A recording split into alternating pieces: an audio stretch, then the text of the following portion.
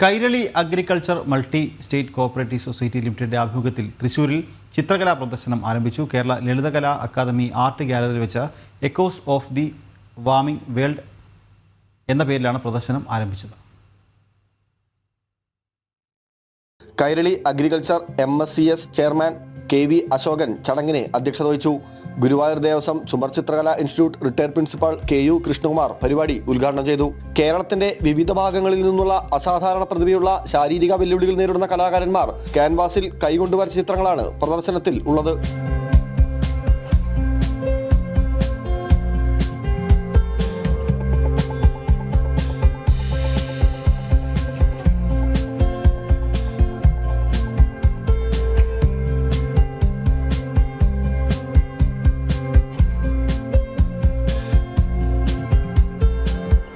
ആഗോളതാപനത്തെയും കാലാവസ്ഥാ വ്യതിയാനത്തെയും കുറിച്ച് പൊതുജനാവബോധം സൃഷ്ടിക്കുക എന്നതാണ് ഈ പ്രദർശനത്തിന്റെ പ്രധാന ലക്ഷ്യം.